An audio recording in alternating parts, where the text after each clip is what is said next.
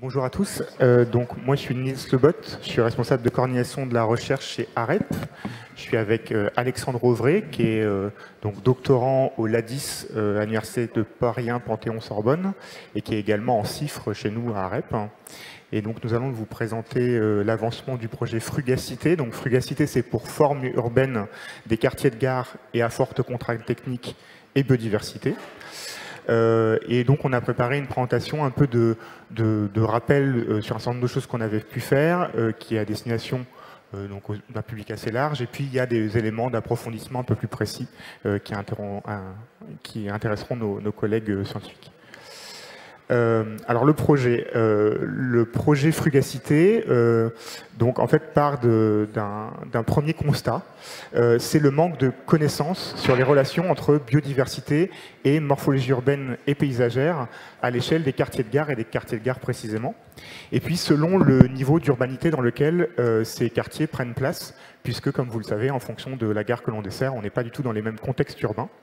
Donc il y avait un certain nombre de travaux qui existaient déjà sur les corridors ferroviaires et sur tout ce qui est voies, notamment par nos collègues de SNCF Réseau qui ont beaucoup travaillé dessus. Mais pour le coup, la gare restait la gare et son quartier, qui est une chose assez particulière, c'est un ensemble qui fonctionne comme un système, reste un point dur qui restait à étudier, et donc c'est tout l'enjeu de notre travail. Alors le deuxième constat également qu'on avait, c'était qu'il y avait un vrai besoin qui était exprimé par les acteurs opérationnels, notamment au sein du groupe ferroviaire, mais pas que, pour une meilleure compréhension des processus de l'inclusion de la biodiversité dans leur quartier. Alors, dans les quartiers de gare, on a quelques situations spécifiques.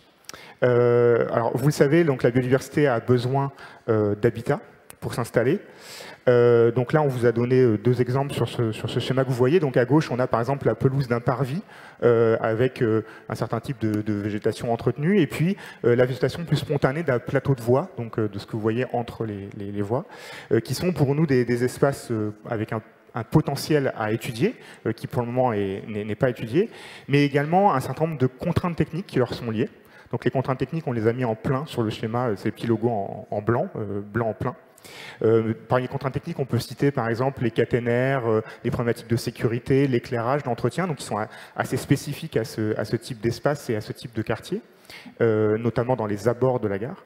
Et puis des contraintes d'usage urbain qui sont notamment liées aux facteurs humains et qui sont assez particuliers dans les quartiers de gare, notamment évidemment le mouvement des voyageurs, l'arrivée de toutes les mobilités autour de la gare, et puis des usages aussi plus récréatifs, des gens qui viennent se poser, qui viennent utiliser les pelouses ou les espaces qui peuvent se trouver autour de la gare et qui du coup occupent ces espaces végétalisés et donc ces lieux de potentiel habitat pour la biodiversité.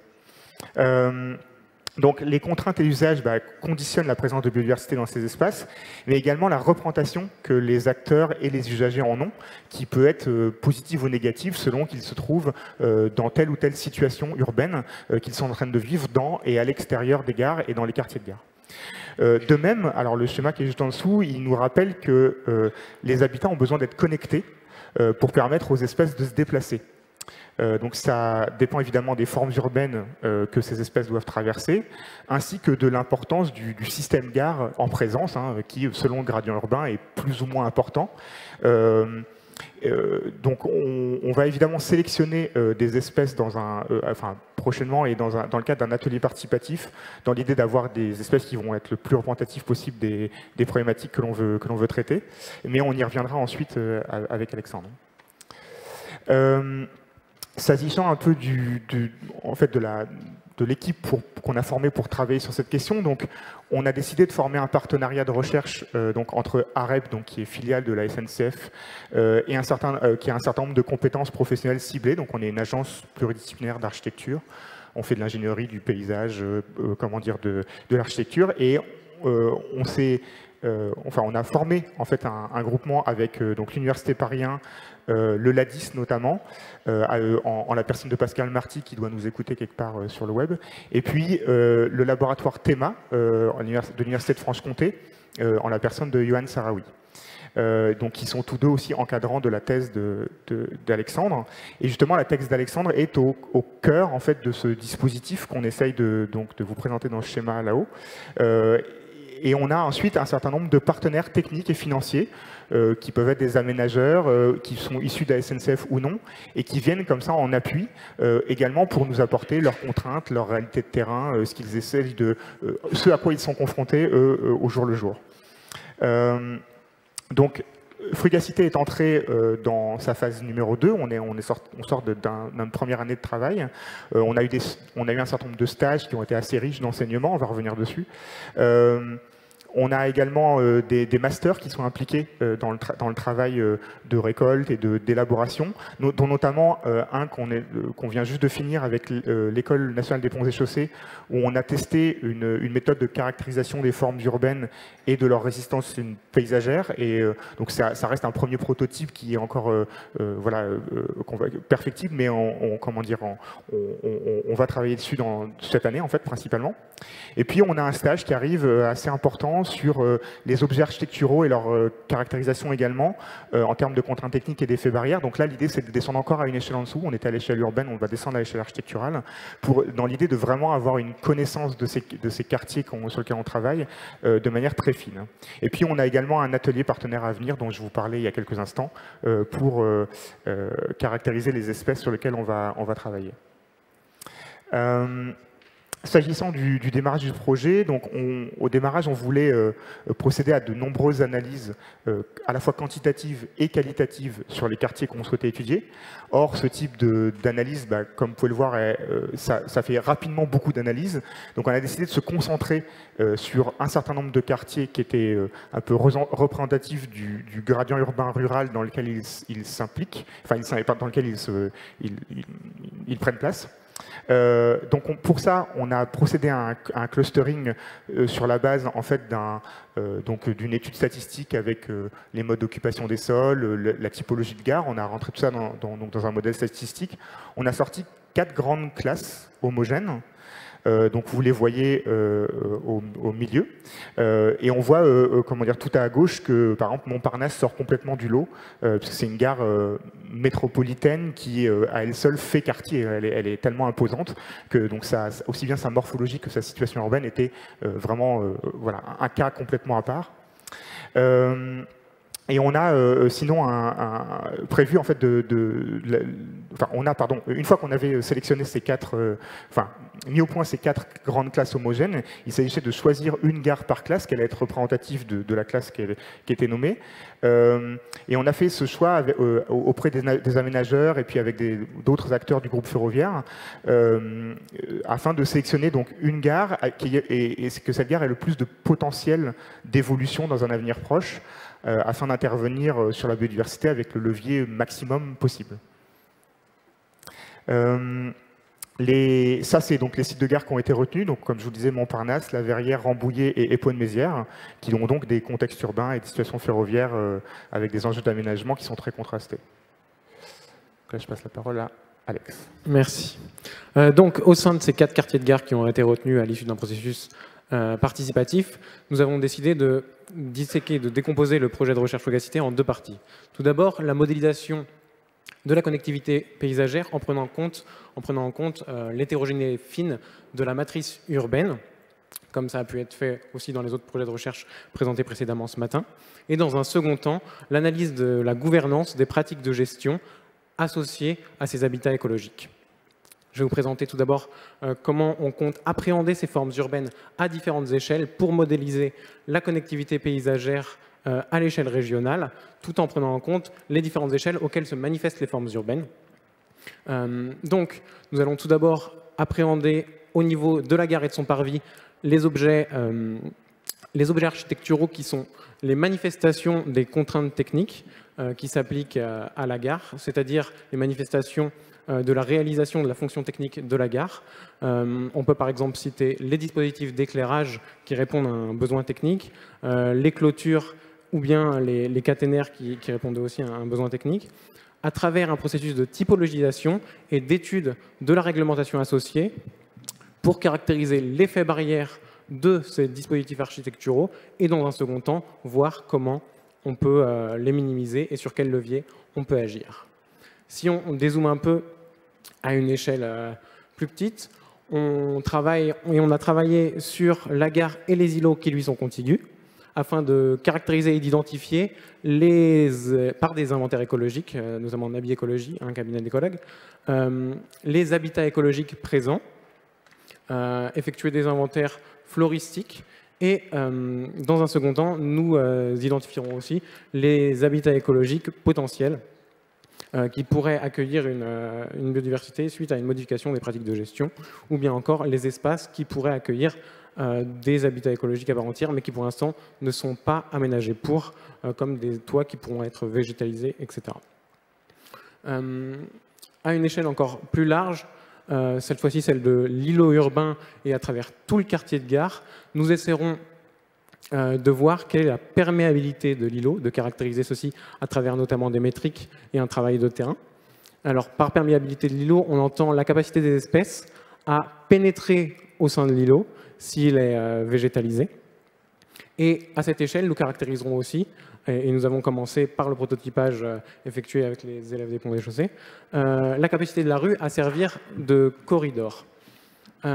Ces travaux de terrain permettront de compléter les bases de données qui, on a la chance, sont très riches en Île-de-France, avec notamment toutes les données de l'Institut Paris Région, les tissus urbains franciliens, les îlots morphologiques urbains, le MOS fin et les bases de données canopées sur les corridors d'arbres viers, notamment.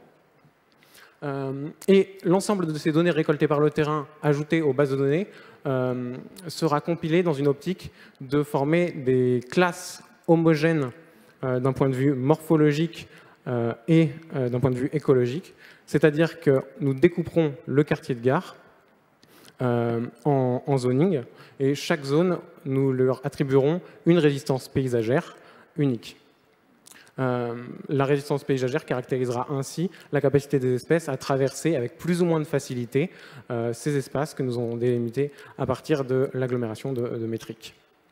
Je n'ai pas forcément détaillé cette partie-là, mais nous avons également envisagé d'employer les méthodes d'Araldi et Fusco comme elles ont pu être présentées ce matin. Ce travail de délimitation du quartier de gare, de zoning, permettra d'alimenter par la suite le travail de modélisation à partir du logiciel GraphHub, qui mobilise la théorie des graphes. Ce logiciel prend en compte deux bases de données, enfin deux jeux de données entrants. Une première, il s'agit des données d'occupation du sol, c'est-à-dire la nature des habitats écologiques, leur configuration, leur localisation, et ainsi que la nature de la matrice. Puis, il s'agit d'intégrer des données propres aux espèces, à leur capacité de dispersion, à leur distance de dispersion, c'est-à-dire la distance qu'elles peuvent parcourir, au coût de déplacement qu'elles vont devoir mobiliser pour traverser tel ou tel espace, environnement, selon l'occupation du sol qui lui est attribuée. Et nous nourrirons à ce niveau-là cette modélisation par l'ensemble du travail que nous venons de vous présenter précédemment, qui visera justement à attribuer une résistance paysagère plus fine selon la matrice urbaine que l'on considère, selon les formes urbaines et ses configurations. Comme l'a évoqué Niels tout à l'heure, les espèces choisies seront identifiées à partir et déterminées à partir d'ateliers participatifs.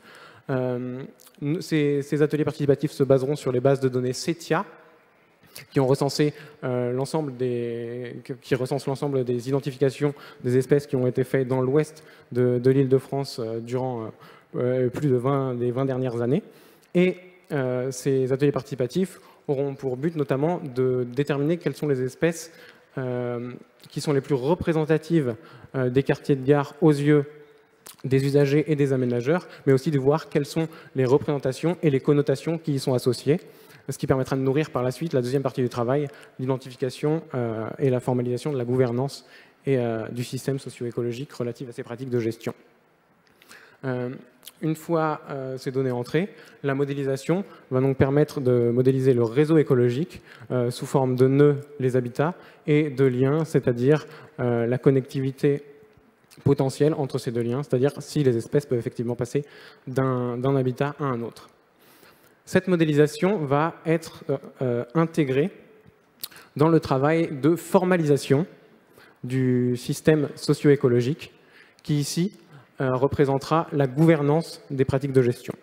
Par gouvernance, nous avons considéré l'ensemble des pratiques qui coordonnent le management de ces pratiques de gestion et l'ensemble des manières par lesquelles les acteurs en charge de la gestion de ces espaces interagissent, se coordonnent, collaborent, échangent des informations, etc., en fonction des rapports qu'ils entretiennent les uns par rapport aux autres et des rapports qu'entretiennent les habitats les uns par rapport aux autres. C'est pourquoi nous débutons la formalisation de ce système socio-écologique par le réseau écologique en bas, donc, qui forme le système écologique. Donc ici, on a directement l'implémentation de ce que je viens de vous montrer, auquel on rajoute un niveau intermédiaire qui représente cette fois-ci les acteurs en haut sous forme de nœuds sociaux, les acteurs en charge de la gestion des habitats que nous avons précédemment déterminés, et les liens entre ces acteurs et ces habitats écologiques, c'est-à-dire les interdépendances socio-écologiques représentant et prenant en compte à la fois les pratiques de gestion, mais intégrant aussi les représentations que ces acteurs ont de la biodiversité présente dans ces espaces. Car ces représentations auront un effet direct ou indirect sur les pratiques de gestion qu'ils mettent en œuvre. Cette formalisation en réseau multiniveau, qui s'inspire des travaux du Stockholm Resilience Center, contient donc une dissociation des différents réseaux sociaux qui peuvent avoir lieu entre les acteurs qui sont en charge des habitats. Nous avons choisi de représenter le réseau social local, c'est-à-dire des gens qui sont en charge uniquement d'un seul habitat, de la gestion d'un seul habitat, et qui ne se coordonnent pas forcément entre eux, et le réseau social régional, qui sont des acteurs à l'échelle plus régionale, qui vont avoir un effet à travers des politiques publiques, par exemple, sur les pratiques des acteurs de l'échelle locale. Et à côté de ça, on a des acteurs qui ne sont pas directement impliqués dans les pratiques de gestion, c'est-à-dire qui ne gèrent pas directement un habitat qu'on a dans notre quartier de gare, mais qui vont, par leur lobbying, par leur discours ou par leurs actions, influencer les pratiques des autres acteurs et qui sont donc fondamentalement importants à prendre en compte dans ce modèle. Ce qui est pratique avec ce modèle, c'est qu'il va pouvoir représenter à la fois comment les pratiques de gestion sont coordonnées ou non, mais aussi qu'il va permettre de prendre en compte et de visualiser comment les discours se propagent et par les discours, les représentations, parce que les représentations sont formées en grande partie par les discours de ceux qui mettent en place les actions. Afin donc de formaliser ce